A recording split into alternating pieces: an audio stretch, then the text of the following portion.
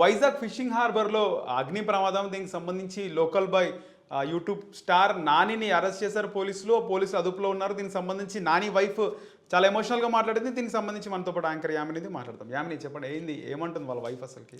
నరేష్ పొద్దున వీడియో తను పెట్టింది, అది ఏదైతే చూసామో చాలా బాధ అనిపించింది. అమ్మాయి కంటిన్యూస్గా వీడియో మొత్తం ఏడుస్తూనే చెప్తూ ఉంది.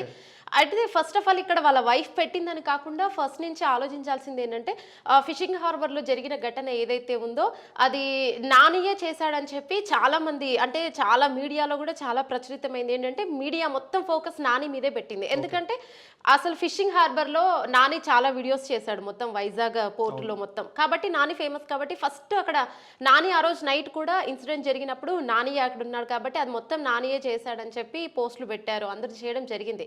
ఫస్ట్ ఆఫ్ ఆల్ అది నాని చేశాడా లేదా అనేది పోలీసులు తేలుస్తారు. అది తేల్చే వరకు మీడియా ఆగకుండా అతనే చేశాడని చెప్పి ఒక మీడియాని చూసి ఇంకొకరు, అన్ని ఛానల్స్ అలా క్రియేట్ చేయడంతో నిజంగా ఏదైతే ఘటన జరిగిందో అది తెలుసుకోకుండా పెట్టడం వలన ఫ్యామిలీ మొత్తం అప్సెట్ అయింది. అండ్ తన వైఫ్ కూడా ప్రెగ్నెంట్ అంట. ఆ శ్రీమంతం చేయడం దాని గురించి పార్టీ ఇచ్చాడు అక్కడ, సో దానివల్ల క్రికెట్ బెట్టింగ్ కూడా ఏదో గొడవ అయిందని చెప్పి ఒక ప్రచారం అయితే జరిగింది.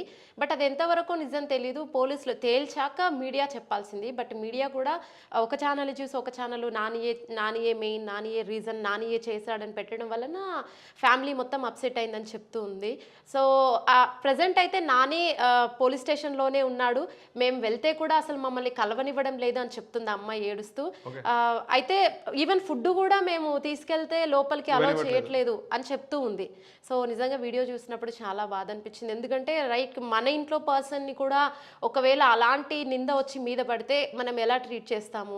సొసైటీ మనకు సపోర్టింగ్గా ఉండాలి. బట్ ఇక్కడ సొసైటీ, మీడియా సపోర్ట్ లేకుండా తనపై నిందలు వేస్తుంది. ఇది నిజమా కాదా తెలుసుకున్న తర్వాత మా ఆయన్ని అనండి అని చెప్పి అమ్మాయి అక్కడ ఏడుస్తుంది.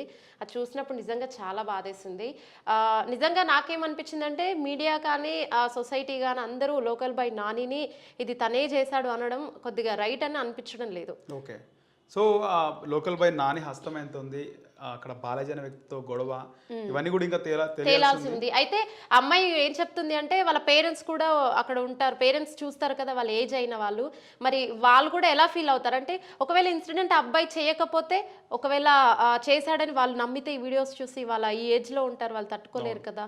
సో తన మీద కేసు అవుతుంది, జైలుకి వెళ్తాడు, ఇట్లాంటివన్నీ ముందే వాళ్ళకి డౌట్స్ వచ్చేస్తాయి వాళ్ళ పేరెంట్స్కి. ఇప్పుడు తను కూడా ప్రెగ్నెంట్, సో తను కూడా సీరియస్గా తీసుకొని ఏమన్నా ఆగితే ఎవరు రెస్పాన్సిబిలిటీ తీసుకుంటారు అని అడుగుతుంది. బట్ అమ్మాయి కూడా ఏం గట్టిగా అడలేదు కానీ రిక్వెస్ట్ చేస్తుంది అందరినీ, నేను దయచేసి రిక్వెస్ట్ చేస్తున్నాను, మీడియా కానీ ఛానల్స్ వాళ్ళు కానీ నిజం తెలుసుకొని చెప్పండి, అనవసరంగా అపనిందలు వేయకండి. అండ్ లోకల్ బాయ్ నాని కూడా ఒకవేళ పోలీస్ దర్యాప్తులో ఉన్నాడు, అది అయిపోయాక బయటకు వచ్చాక తను ఆ వీడియోస్ చూస్తే ఏంటి పరిస్థితి? తను చాలా సెన్సిటివ్ అని చెప్తూ ఏడుస్తూ ఉంది.